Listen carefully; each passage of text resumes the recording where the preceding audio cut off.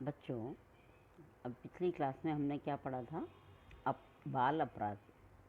बाल अपराध क्या है, बाल अपराध के क्या कारण हैं, भारत में क्या स्थिति है, इन सब विषयों में हमने विस्तार से अध्ययन किया। आज हम पढ़ेंगे कि जो बाल अपराधी होते हैं उनके लिए हमारे भारतवर्ष में क्या प्रावधान है। जो बाल अपराधी होते हैं उनको सुधारने के लिए दो कार्य या दो न्यायालय के द्वारा दंड के रूप में निर्धारित किए जाते हैं। वो हैं एक प्रोबेशन और दूसरा है पैरोल। तो आज हम जो अध्ययन करेंगे वो करेंगे प्रोबेशन। प्रोबेशन है क्या, पहले हम ये जानें। प्रोबेशन अंग्रेजी का शब्द है जिसके लिए हिंदी के परिवीक्षा शब्द का प्रयोग किया जाता है, किंतु प्रोबेशन अधिक प्रचलित शब्द है। हम हिंदी में परिवीक्षा कहेंगे तो समझ में नहीं आता बच्चों के, लेकिन इंग्लिश में जैसे हम कहते हैं प्रोबेशन तो समझ में आ जाता है कि ये किस संदर्भ में बात की जा रही है, चर्चा हो रही है। तो प्रोबेशन क्या है? अधिक प्रचलित शब्द है। इससे ही इस शब्द की आत्मा का बोध होता है। यह प्रोबेशन शब्द लैटिन भाषा के प्रोवेयर से बना है, जिसका अर्थ है परीक्षा लेने से संबंधित है। जिसका अर्थ क्या है? परीक्षा लेने से संबंधित। प्रोबेशन के लिए अनेक शब्द प्रयोग में लाए जाते हैं, जैसे a test, a period of trial, the act of trying, a judicial examination. ये आदि शब्द हैं जिनको हम प्रोबेशन के संदर्भ में प्रयोग करते हैं। यह मुआतिल सजा या दंड का विलंब आदि के रूप में भी समझा जाता है।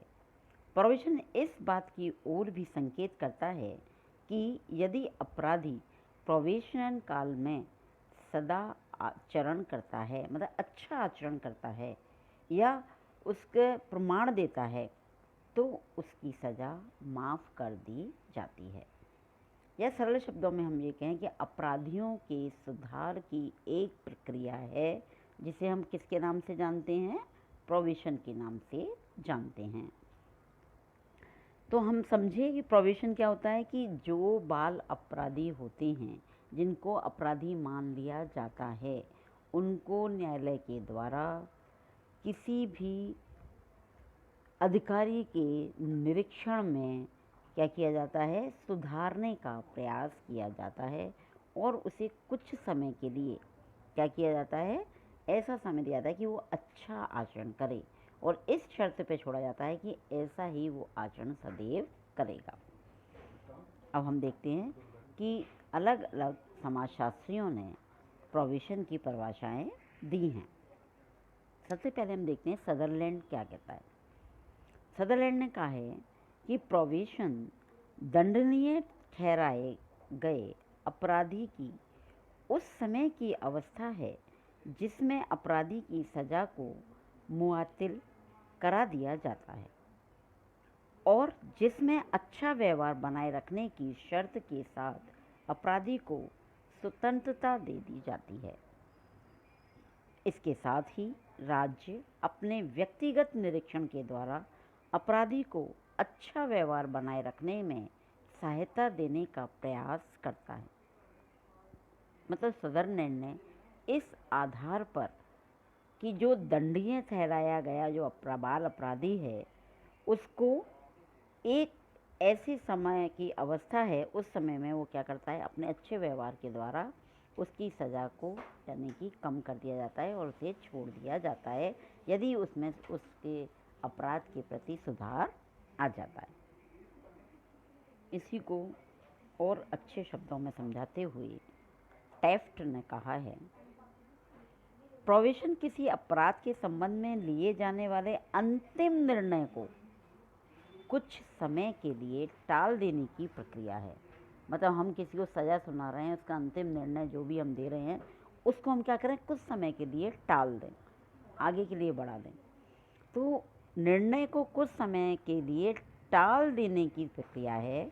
अपराधी को एक अवसर दिया जाता है, प्रोविज़न के द्वारा क्या दिया जाता है, अपराधी को एक अवसर दिया जाता है कि देखो तुम्हारे पास मौका है, अपने में सुधार करना है कर लो, तो तुम इससे बच जाओगे। अपराधी को एक अवसर दिया जाता है कि वह अपना चरित्र सुधार ले और समाज के अनुरूप स्वयं को ढालने का प्रयास करे। अपराधी न्यायालय की शर्तों के अनुसार न्यायालय के किसी प्रोबेशनल अधिकारी के मार्गदर्शन एवं संरक्षण में रहता है। तो टाफ्ट जो कहते हैं उनके अनुसार यही है कि अपने चरित्र को सुधारने का एक कार्य है, और उस कार्य को हम किसके नाम से या किसके अंतर्गत करते हैं, वो है प्रोबेशन पीरियड के अनुसार इसको किया जाता है। सदरलैंड ने जो बात कही है उसकी परिभाषा के अनुसार प्रोबेशन में 3 तत्वों का समावेश होता है। वो 3 तत्व क्या हैं? पहला निरीक्षण, दूसरा दिशा निर्देश, और तीसरा है यदि प्रोबेशन पर छोड़ा गया व्यक्ति किसी भी प्रकार की आवश्यकता का अनुभव करे तो राज्य सरकार उसे हर संभव सहायता देने का प्रयास करेगा। यानी कि 3 तत्व हैं, और वो 3 तत्व क्या हैं? सदरलैंड ने कहा पहला तो हम निरीक्षण करेंगे, ऑब्जर्वेशन में उसको रखेंगे। ऑब्जर्वेशन में देखते हैं उसे 1 2 3 दिन, हाँ नहीं वो हम जैसा उसने कहा वैसा व्यवहार वो कर रहा है, ठीक है, वो किसी न किसी अधिकार